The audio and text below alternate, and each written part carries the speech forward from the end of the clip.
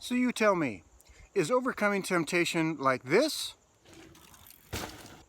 or like this?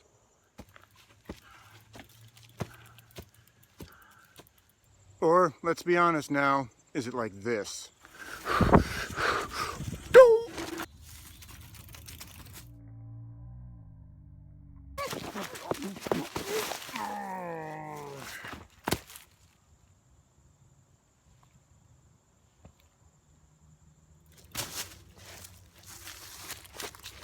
Well, hey everybody, and welcome to another edition of Pastor Shane Explains. And by now, you've probably guessed what the topic is for today. How can I overcome temptation? How can I overcome temptation? I'm going to tell you right now, this is going to be a two-parter. Part two will be coming out here after a bit. Today, I want to cover some foundational stuff, and I want to start by pointing out, if you're watching this right now, my guess is your experience with temptation follows pretty closely to the three little vignettes that you just saw. Maybe you're here and you're just looking for some extra tips, because for you it's like flying off of a jump. It's exhilarating. You're walking with the Lord and you have victory over temptation. We're glad you're here. Maybe for some of you it's like hard work. You're pushing your bike uphill and sweating and wondering, "Ow, is this the way it's supposed to be?" And some of you are crashing and burning. You know who you are? I've been there. You've been there. Sometimes temptation just takes us down. Well, whatever your situation is with temptation, I have good news. Jesus has a way. The temptation can be overcome. And what I want to do here in part one is just share some basics here, and let's get right to it. The number one thing that you need to do if you want to overcome temptation is to get to know Jesus. To get to know Jesus. Now, I realize that may sound like really basic and really simple, like surely it must be harder than that. Well, I mean, there is a little bit more detail, and that's why there's two parts to this series, but really, this is the foundation. This is it. You see, when you get to know Jesus, everything changes.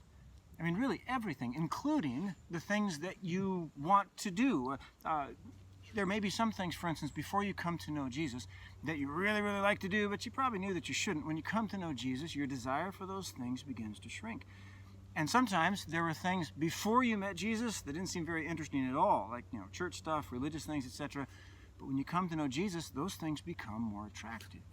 Things change when you get to know Jesus, including when it comes to temptation. Now, I did a whole Pastor Shane Explains about how to get to know Jesus better. And so I'm not going to explain all that I said then now. If you want to go to there, I encourage you. There's a link in the description below. Having a relationship with Jesus is the foundation for everything else that I'm going to say about temptation.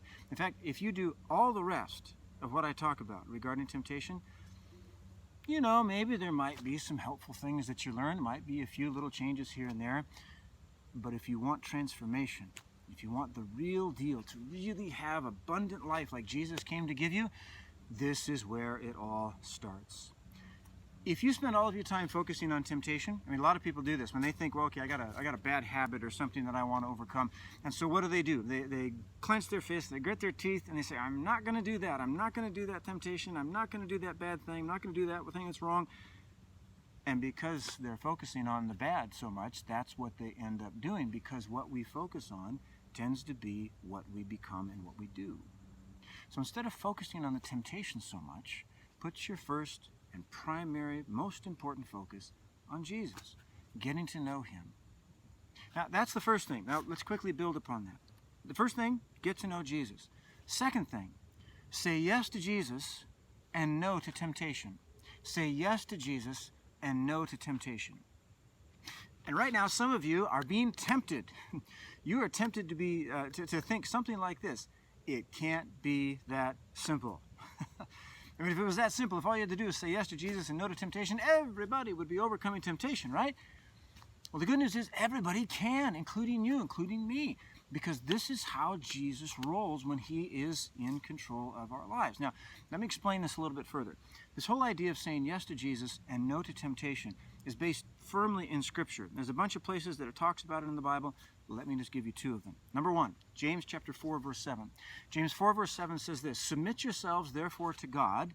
In other words, say yes to him. "Resist the devil, and he will flee from you." That sounds pretty cool. Resist the devil and he will flee from you. Submit yourselves to God. Say yes to him. Give your life to him. Give control of your life to Jesus. Resist the devil and he will flee from you. Say no to him. And just in case here, we need to get a little more explicit, Titus chapter 2, verse 12. Titus 2, verse 12. The context is that Paul is writing to Titus talking about God's grace.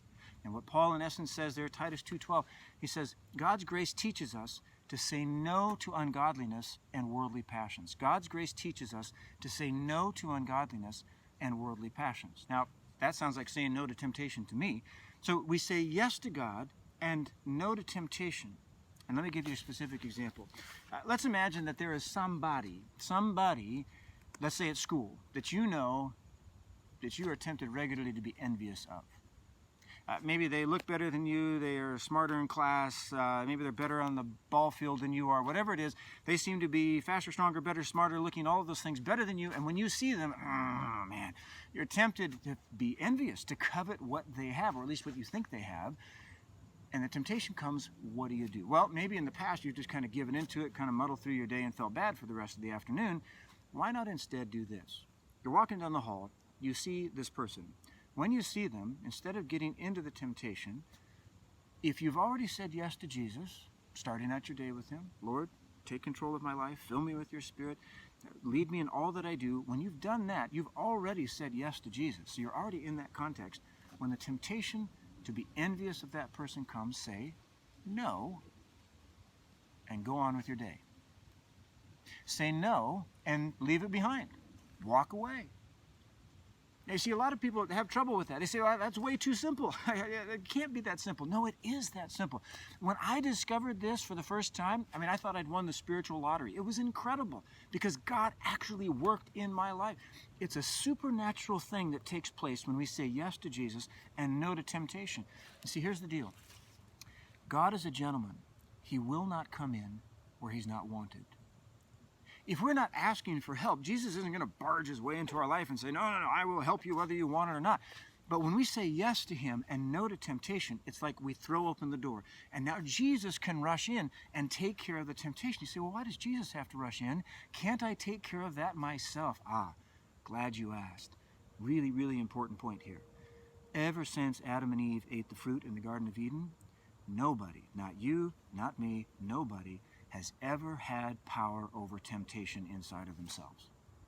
Can't do it. Even the smallest temptation that comes my way, if all I have is my stuff, I can't do it. It is only by the grace of God that temptation is overcome in my life or yours. And when we say yes to Jesus and no to temptation, bam, it's God's power. It comes rushing in there. There's a supernatural transaction that takes place, and the power of that temptation is broken. When Jesus died on the cross and he said, it is finished, one of the things that was finished was sin's power in your life. This is a great thing. There's something that takes place. I don't understand it, but I know Jesus is working and the temptation is taken care of.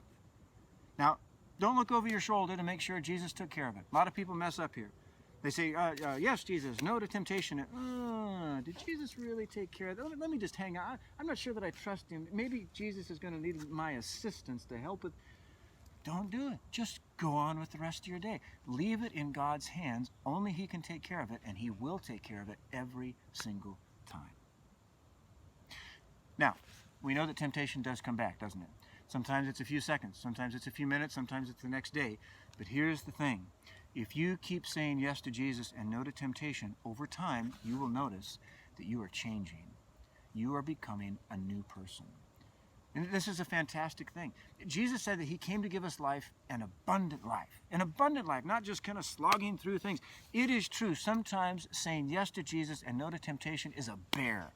It is hard work. You're pushing uphill. And Ellen White, a prophet and founder of the Seventh-day Adventist Church, she said this. She said, the greatest battle ever fought was the battle against self.